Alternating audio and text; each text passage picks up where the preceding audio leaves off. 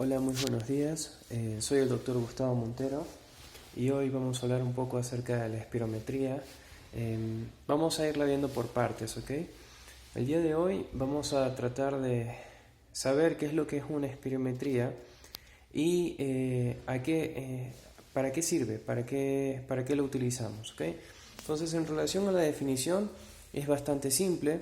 La espirometría es una técnica exploratoria, ¿ok? Que nosotros usamos para medir los volúmenes y flujos forzados en inspiración a través de diferentes maniobras que utilizamos en dicho examen, ¿ok? Esta maniobra es bastante importante porque nos ayuda a determinar sobre todo patologías que se dividen en dos grupos. Un grupo es el grupo de obstrucción y otro grupo es el grupo de las restricciones. Siendo el grupo de las obstrucciones uno de los más importantes, en donde se encuentran, por ejemplo, la enfermedad pulmonar obstructiva crónica como el EPOC y el asma. ¿Okay? Entonces, la espirometría, como ya lo mencioné, es una técnica exploratoria. En esta técnica exploratoria, el paciente va a inspirar y va a expirar. Y tal cual y como lo hice al principio, es a través de volúmenes que se obtienen por medio del esfuerzo del paciente. Entonces, esta gráfica de acá nos va a servir para poder saber cuáles son los volúmenes y cuáles son las capacidades, que son dos conceptos importantes en relación a lo que sería la funcionalidad pulmonar. ¿Okay? Entonces, vamos a entender que esto que vemos acá es, digamos, el flujo del aire. ¿Okay? Entonces, el flujo del aire, esto que vemos acá es una expiración, luego una inspiración, luego una expiración. Y como pueden haberse dado cuenta, esto de acá es una inspiración forzada, una inspiración con esfuerzo. Y esto de acá es una expiración con esfuerzo. Entonces, una vez que sepamos qué es lo que el gráfico nos da a entender, que en este caso sería el flujo de aire de la inspiración y la expiración del paciente, podemos identificar lo que son varios elementos. ¿Okay? Entonces, como ya lo mencioné, hay volúmenes, ¿okay? Y hay capacidades. Hay que entender que la prueba de espirometría no mide todas las capacidades y no mide todos los volúmenes que hay, pero sí la gran mayoría, y es bastante útil igual, ¿okay? La otra prueba que se utiliza para poder medir, o mejor dicho, para complementar la espirometría, es la pletismografía, ¿okay? Entonces, vamos por el principio. Este volumen que está acá es básicamente una respiración normal, la respiración normal que mantenemos todo el tiempo, una respiración sin esfuerzo, ¿ok? Esa respiración sin esfuerzo se llama volumen corriente, ¿ok? Esta respiración de acá se llama volumen corriente y está indicada de esta forma, ¿ok? Le he puesto un 1 y le he puesto lo que sería esto para que ustedes sepan que este es el volumen corriente. Ahora, cada uno de los volúmenes y cada uno de los volúmenes básicamente está estandarizado de la siguiente forma. En el caso se los voy a ir mencionando a medida que los vamos aprendiendo. El volumen corriente tiene un 500 ml es lo que usualmente es, ¿me entienden? Entonces, esto de acá, el volumen corriente, que es la respiración normal, 500 ml. Luego tendríamos el volumen inspiratorio de reserva, tiene varios nombres, ¿ok? El volumen de reserva inspiratoria, el volumen de reserva inspiratoria forzada, etc. El punto es que este es el volumen que nosotros obtenemos cuando hacemos una respiración con esfuerzo, ¿ok? Y este volumen, al igual que el volumen corriente y todos los demás volúmenes, también maneja una medida, y esa medida es de 2500 ml, ¿ok? 2500 ml. Entonces, volumen corriente, respira forzado el paciente, respira, 2500, volumen de reserva inspiratoria, y luego le decimos expire, expire, expire, expire todo lo que pueda, expire todo lo que pueda. Entonces, este expire todo lo que pueda es el volumen de reserva expiratoria. Fíjense que básicamente es el mismo nombre que arriba, solo que le cambiamos el inspiratorio por el expiratorio. Y a diferencia del de arriba, este de acá maneja una medida menor, este de acá maneja una medida de 1200 ml. Ahora, como se pueden haber fijado justo del lado izquierdo, ¿okay? Está lo que sería un segundo. Y eso es porque dentro de esta prueba es muy importante medir el volumen ¿ok? Que el paciente puede expirar en el primer segundo de la expiración forzada.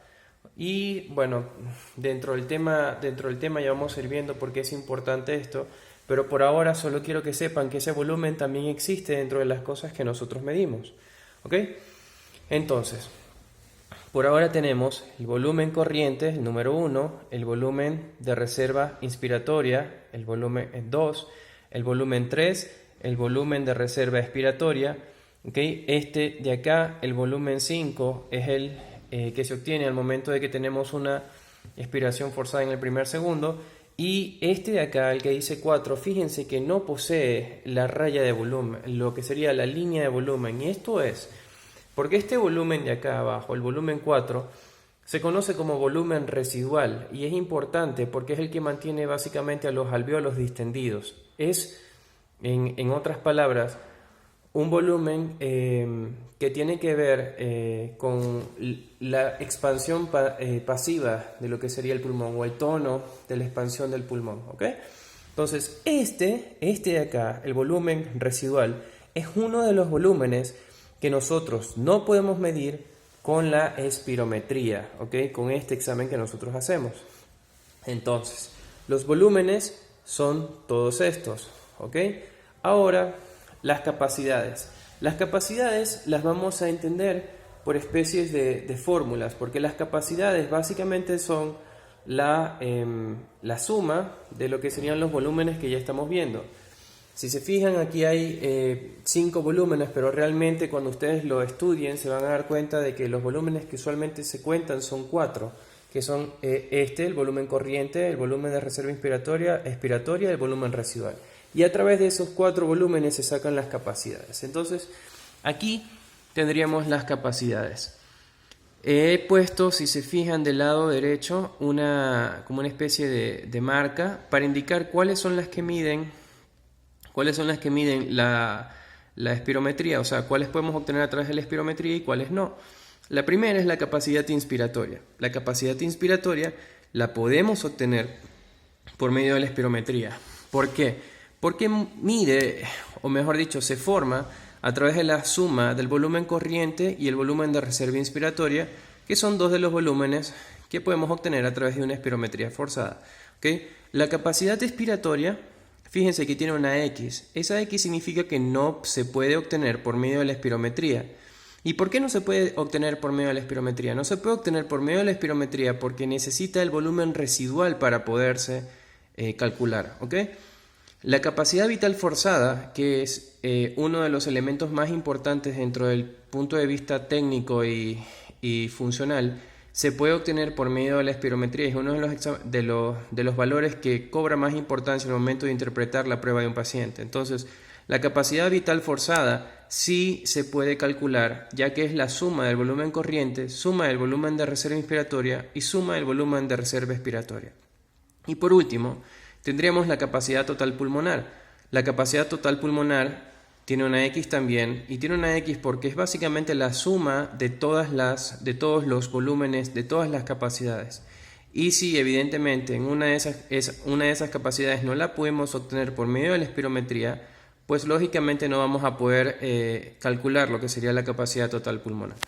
Entonces, en resumen, este cuadro que ven acá que he hecho es un resumen que da a entender lo que sería la definición de la espirometría, que ya sabemos que es una técnica exploratoria que utilizamos para medir los volúmenes y flujos forzados en expiración, que es muy útil desde el punto de vista ocupacional porque casualmente nos sirve para identificar, para monitorizar y para evaluar básicamente cualquier tipo de enfermedades que giren en torno a los dos grupos que ya les mencioné, el grupo de enfermedades obstructivas y el grupo de enfermedades restrictivas. ¿Ok?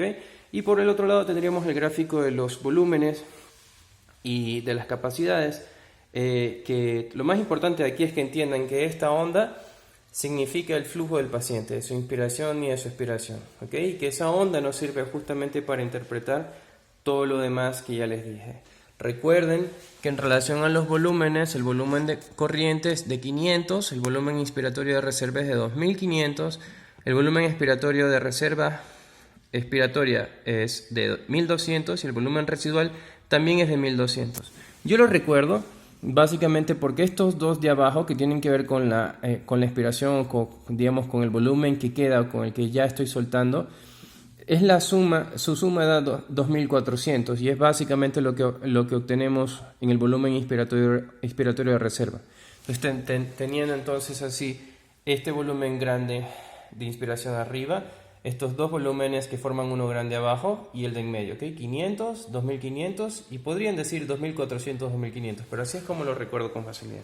Espero entonces que les haya servido el video y estaríamos haciendo más videos en relación a este tema para que podamos aprender con exactitud cómo es que se realiza la prueba y qué otras cosas hay que tomar en cuenta. Nos estamos viendo.